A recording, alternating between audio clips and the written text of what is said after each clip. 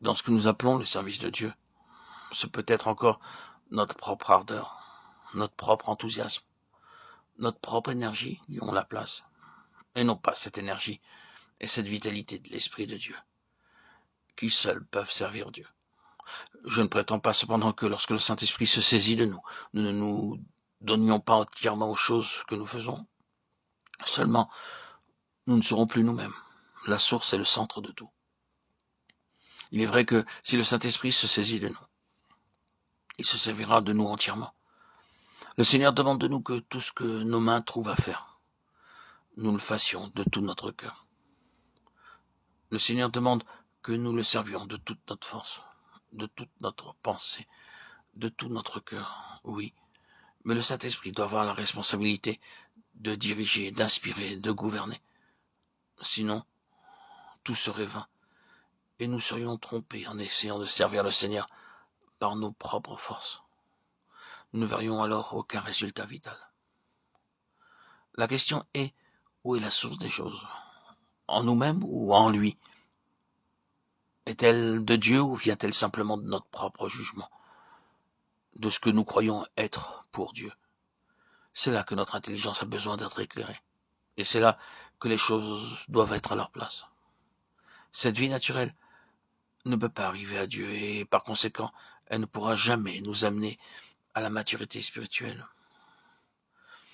Il est étrange, n'est-ce pas, que quelques-uns de ceux qui sont engagés des plus énergiquement dans l'œuvre de Dieu restent cependant si petits dans leur connaissance de Dieu.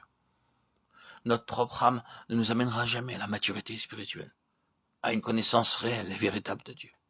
Et c'est là le sceau de tout. La croissance dans la connaissance du Seigneur.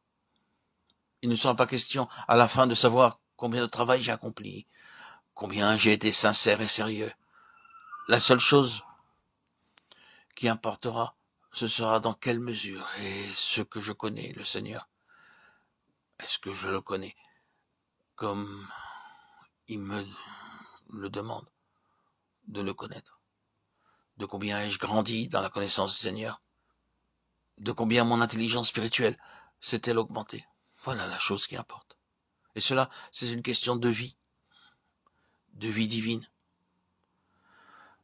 Le déluge fut le verdict de Dieu prononcé sur le chemin de Caïn. Alors Caïn se retira de devant l'Éternel et il habita dans le pays de Nod, Genèse 4,16. Qu'arriva-t-il ensuite? Il institua une civilisation. Relevons donc que ce qui est raconté après cela.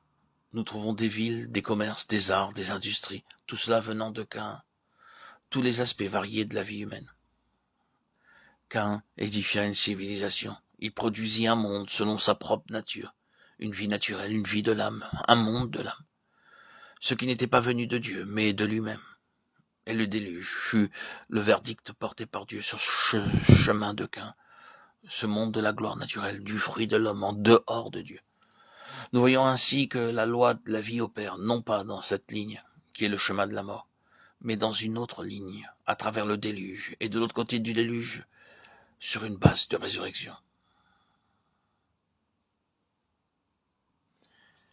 Et maintenant, si pour un instant, nous laissons la base de la résurrection qui présuppose la répudiation de notre vie naturelle, la vie sera immédiatement arrêtée et la mort en tirera son avantage.